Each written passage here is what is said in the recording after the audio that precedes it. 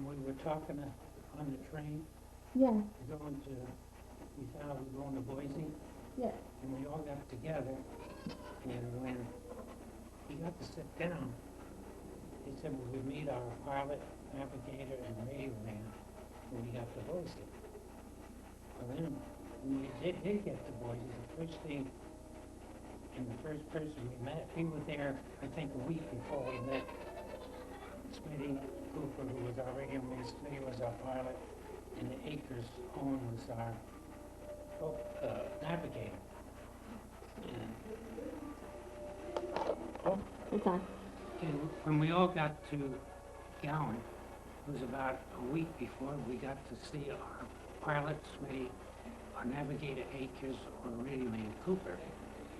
Then when we finally met in front of the plane, Smitty said, first thing he said was, now you don't have to salute the officers when we're alone and together. But if there's other officers around, it'd be nice to show us some authority and that we are officers. So we said, fine. No, Akers was, he wasn't an officer. He was a hard-ranking enlisted man, and he had bars on him like a lieutenant. So I used to tease him. I'd salute him every time I'd see him. And he used to get mad. And he told Smitty one day, can't you get that guy to leave me alone and not salute me? And Smitty said, that guy happens to be your tail gunner. You talk to him. So Smitty said, Joe, why do you tease Akers? And I said, because I said, he's the oldest one on the crew, and that you guys tease me because I'm the youngest on the crew, so I gotta get back at something. Then Smitty said, well, let's figure it out, kiddo. He's not the oldest on the crew. I said, are you? And he said, no. He said, I'm gonna leave it up to you to find out who the oldest is. And I said, oh, he's not the oldest. So every once in a while I look at Akers and I get ready to throw him a salute, and he's going, no, Joe, no. He said, you don't salute me. I'm an enlisted man. I said, fine, okay. But then when we started flying, since Akers was our navigator, I said, Owen, where are we going to fly to? And how long will we be in the air? He said, well, to begin with, we're going to patrol the Pacific Ocean to see if there's Japanese subs out there. And Japanese subs come this close, and he said, yeah, they've been coming up and letting go balloons that have bombs on them. And when the balloons burst, the bombs come down and there's explosions and people can get killed. I said, oh. And he said, that's what we're looking for. And he showed a map. We fly from Boise down to the southern California peninsula, the Baja. I think they call it the Baja now. And we went out into the Pacific about 50 miles and patrolled it. Then we got up somewhere close to Canada. And he said, when we see Mount Hood, we'll make a turn, and when we drop right over Mount Hood, we'd land right in Boise. And that's the way we did. And we did that, I think, 3 days a week.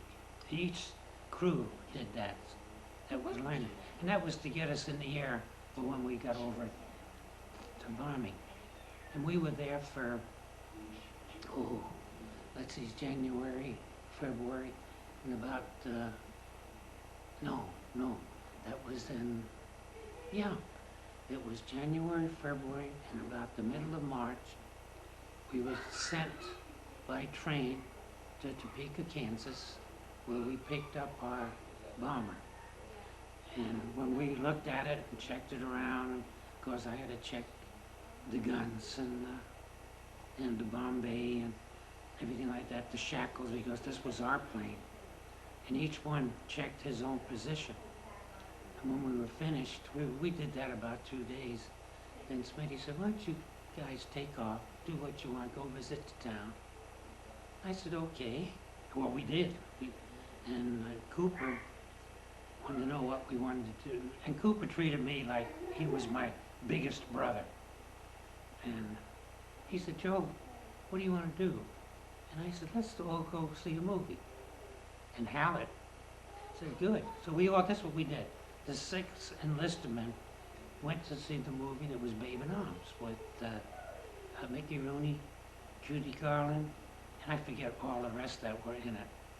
And when we come out, we went, and of course we had some pop, and the older guys drank beer, and they had their whiskey and stuff. And we got back to the base, and they started, what are we going to name the plane? I said, God, we just seen Babe in Arms. I said, let's call it Babe in Arms. And it was Hepburn. Hepburn said, yeah, let's sit a gal on a bomb. And I said, yeah, let's put a bird in one hand and A dove. a dove in one hand. And I said, and about that time, Hallett or Zaborski said, yeah, let's put a machine gun in her other hand. We said, great, that's what we'll do. Who painted it? I don't know, honey. Oh. I don't know, because I never did get a picture of it. And then, well, later on, and I think they painted her when we got to Italy, but I'm not sure whether it was in Italy or Casablanca. So after our 3 months were up, we flew from Topeka, Kansas to West Palm Beach, Florida. And from there, our orders were to go to the island of Trinidad, from Trinidad to Fortaleza, Brazil, then over the Atlantic and landed Dakar. Well, we did good. We left West Palm Beach. We had engine trouble, and we had to circle back and landed in Havana. In Havana, they wouldn't let us off the base, but you can see how big and beautiful it was then. Then from there, when they fixed the engine, Hey, did you go party in there? oh no, we weren't allowed off the base. Oh. Then we went to Trinidad, and when we landed in Trinidad, that's when we went party. That's where I learned to drink Coke and rum. And they did mix something else in it, which made it taste real good. Then from there, we flew to Fortaleza, and we were there about a week. Then we flew over the Atlantic, and we were flying over the Atlantic. We hit a pocket. Pardon me? Did you go to Rio de Janeiro? No. Oh. So just Fortaleza in Brazil. When we took off from there, flying over the Atlantic, I think we were about 13,000 feet, because we were supposed to watch for submarines and report them. And we didn't see any, but all at once, we just dropped right out of the sky, and we landed. It looked like we were right on top of the water. Then we flew and went right back up to altitude again. We kept hitting air pockets. It's like the Bermuda Triangle or something? No, but it was scary. You lost your breath for a minute. And you get down and then you come back up. And then when we landed in Fortaleza, in Dakar, we were greeted by chiefs. They were all decorated up, and their wives were all in beautiful clothing, and it was just fantastic. And I couldn't believe it here. I see all this. Yeah. And it was Cooper said, okay, you guys, enjoy it. You may never see anything like this again. He said, let's hope we can all get back to the States to talk about this. Then our next stop was in Casablanca. Was that on the western coast of Africa? Uh-huh. Okay. Yeah, then we flew up to Casablanca, which was in Morocco.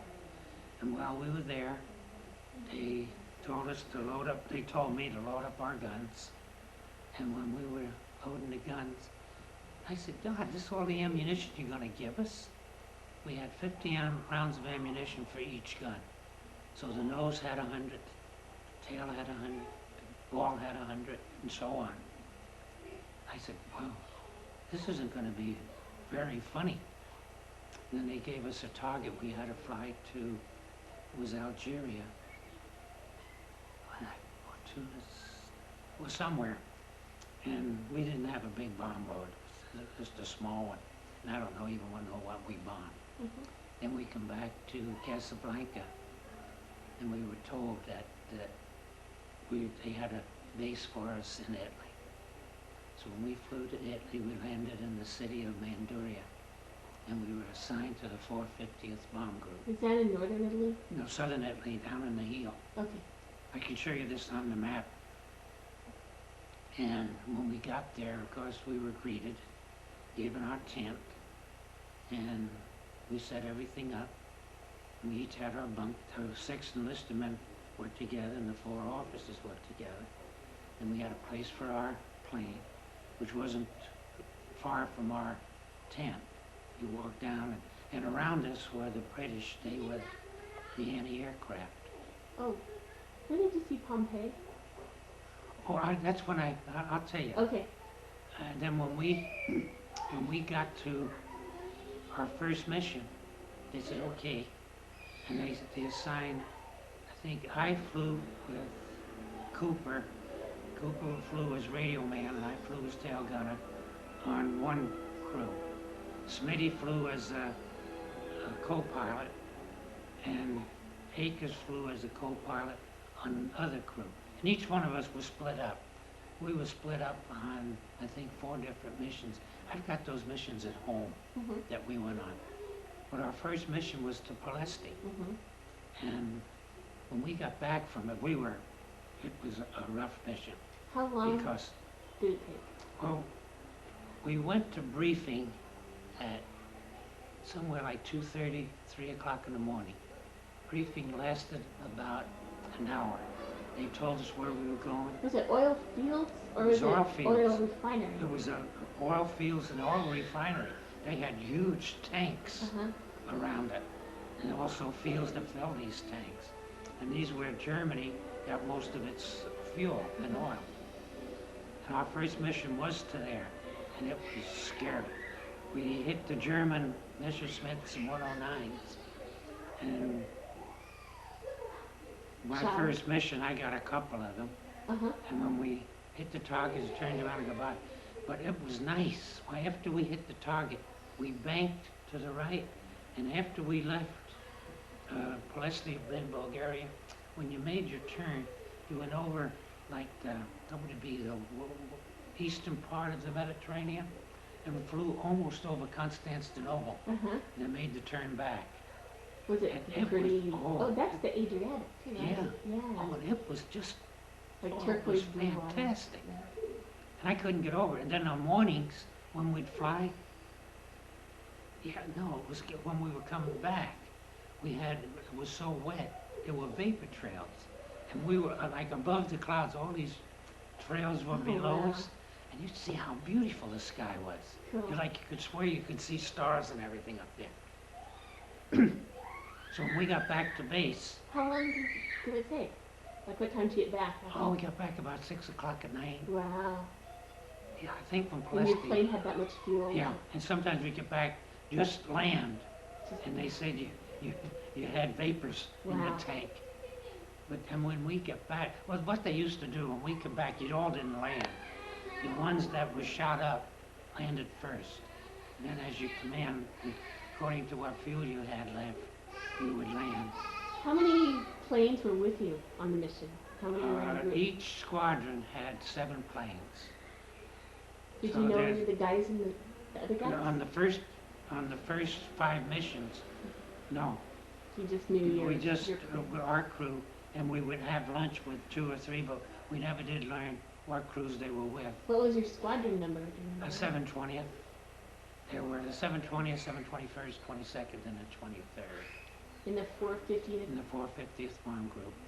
And we were in Manchuria, Italy. Remember Gene White? Yeah. He was in the 449th, and he was up at Lychee, north of us.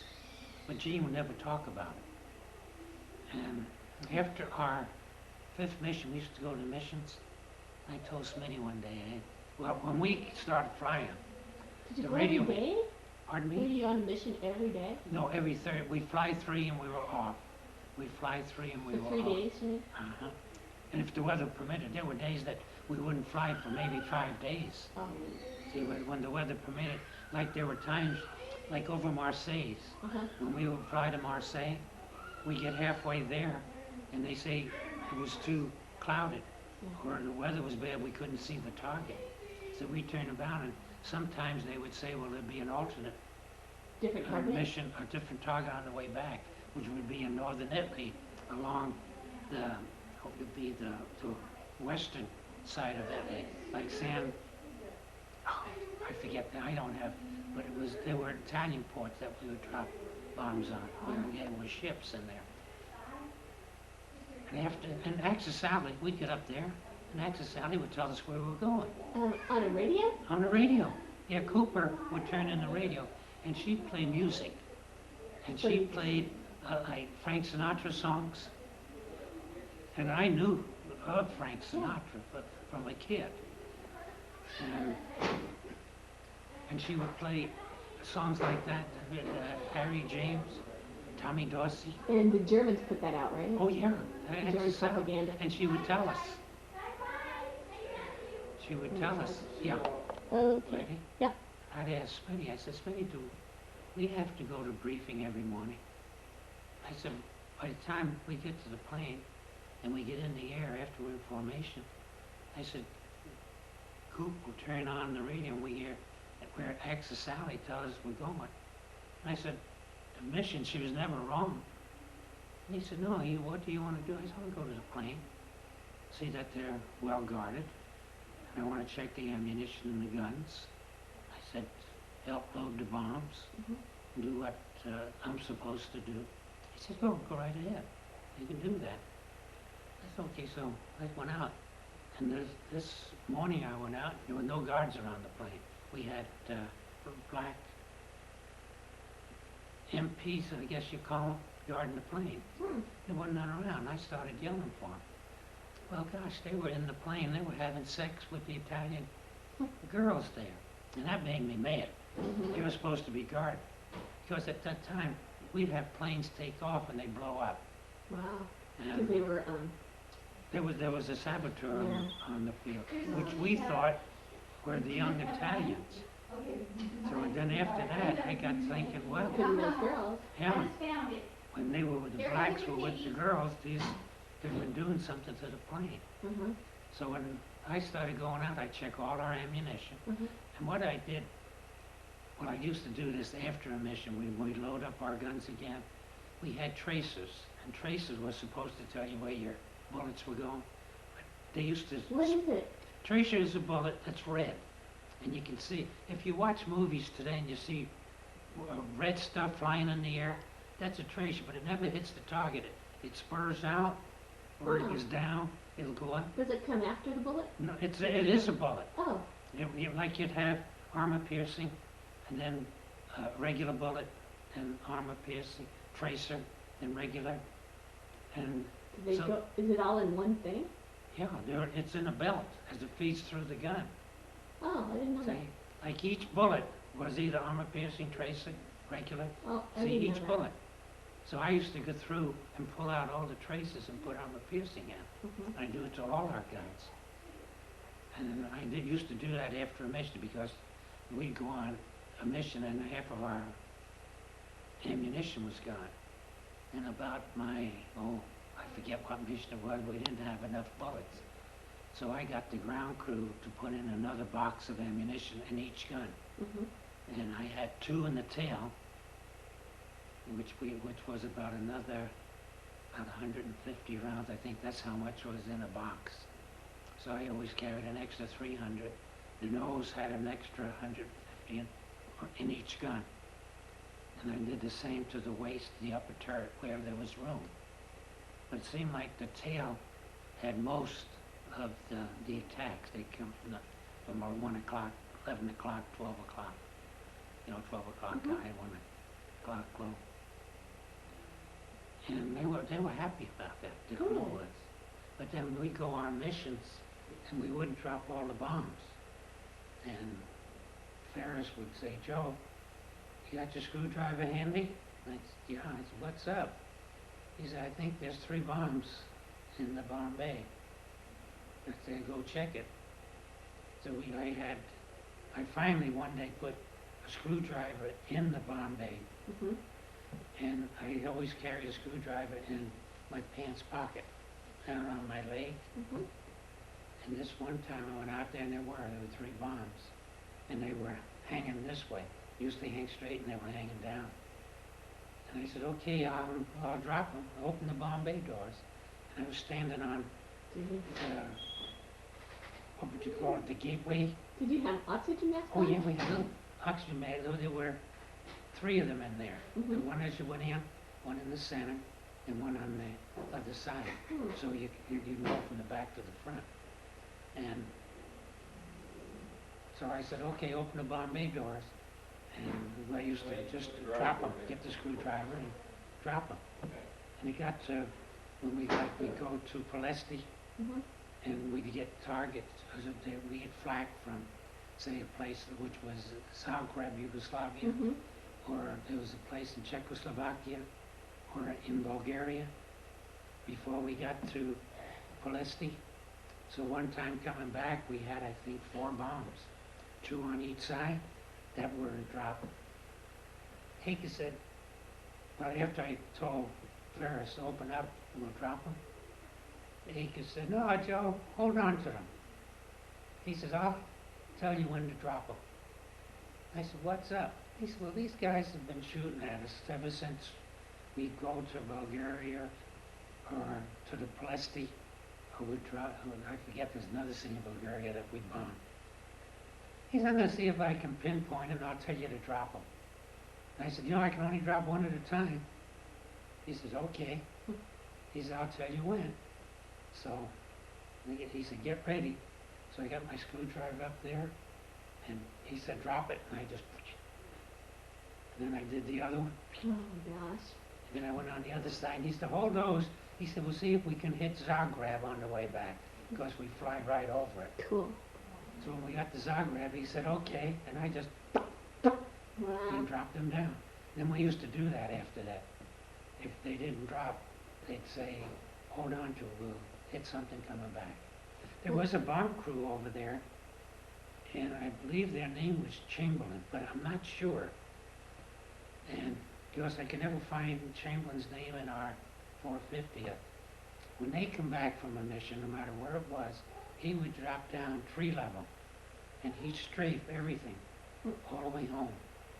If there were trains or cars or anything, they would strafe them. And they fly so low that the bottom of the P-24 would be all spotted with green. Wow. So then when he hit the Adriatic Sea, he'd drop down, and the propellers would wash all the green off. He'd fly up and land. Wow. And we did that, and we got, and the way I knew how many missions we'd fly, when we come back from a mission, if it was a milk run, we got 1 ounce of whiskey. So I used to mark it. When we first come back, my first 3 missions were 2 ounces of whiskey, so that was a double mission. So I'd mark 2, and I kept a calendar, Mhm. and I had all my missions marked, the 2s and the 1s. So I used to count them by the whiskey we got. And Wow. so, How long of a time frame were you in Manchuria? well, I'm thinking we got there probably about April the 5th. Was that And I'm guessing, see, all this is 1942? 1944, 44, okay. yeah. And I'm guessing at this, because we never really looked at calendars. Yeah. But I figured when we left in March, and the trouble we had, and I never counted days, didn't know how many days we were anywhere, so I just kept guessing. So I'm guessing that we got to Manchuria about between April the 4th and April the 8th. Mhm.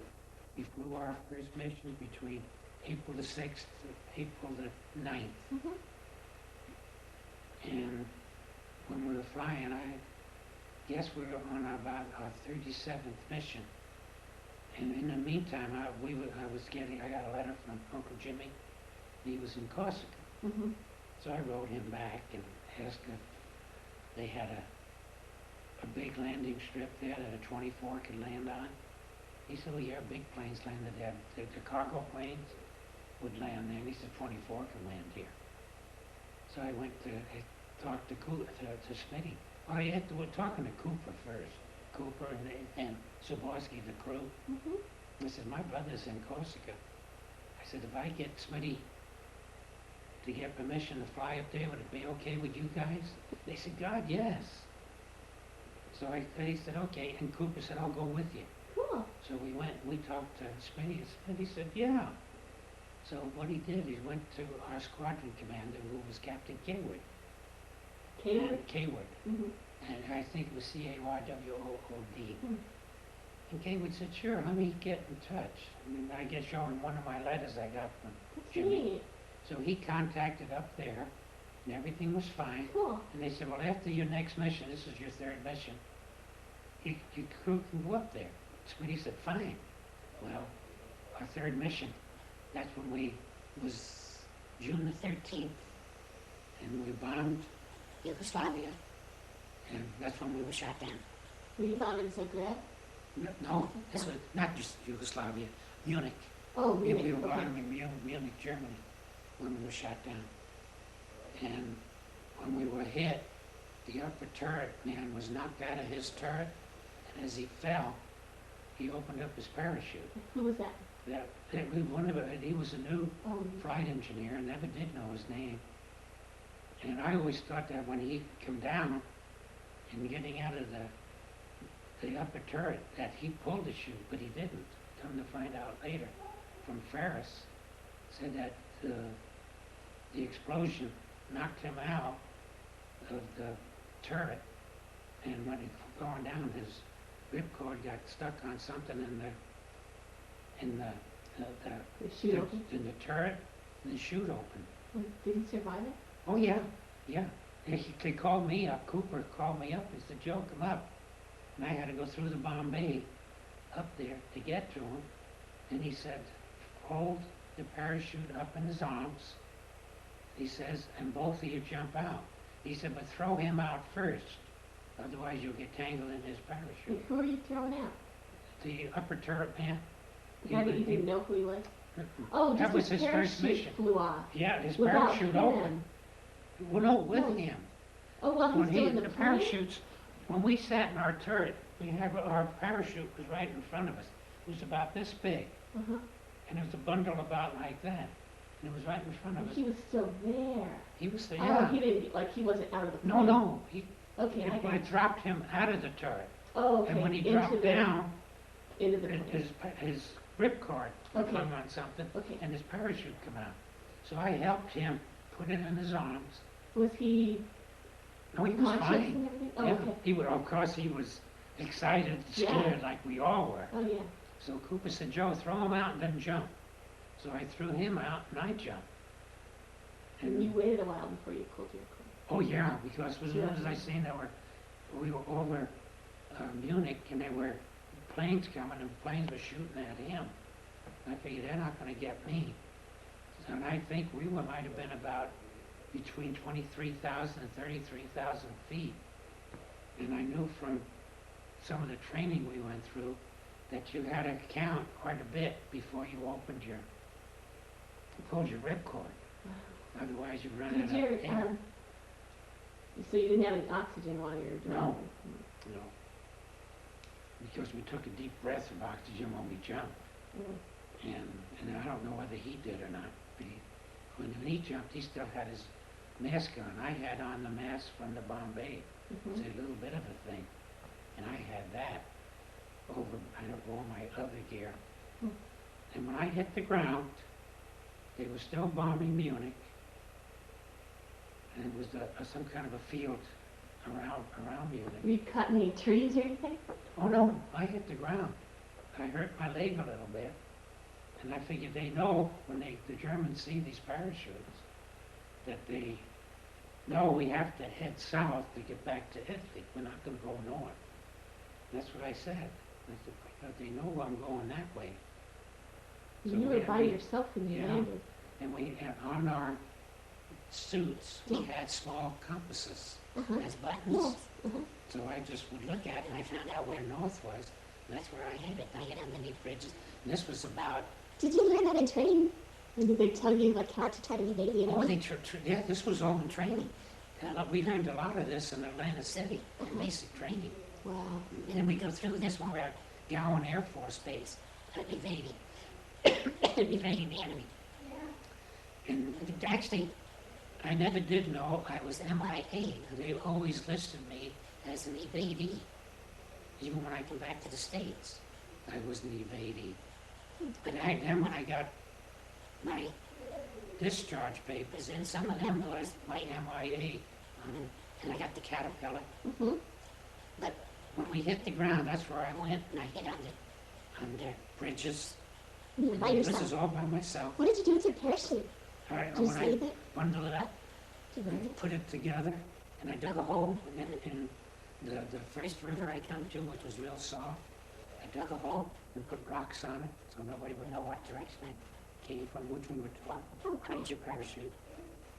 Now, if you went in friendly territory, if your parachute, like if people landed in Czechoslovakia, and they were on our side, the people that would help us give them your parachute, they could use the material.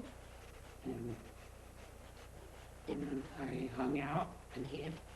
And at night I came to a farm, and I hid in the barn. And this gal came out, and I was ready to shoot her, and she was talking in German and part American. No, friends. She kept saying that to you? She said, I'll give my father friends. Will you help? They'll help you. Did you try to get believed? And I didn't. I tell you what have I got to lose? So when she came back, her father came back, and he spoke real good English.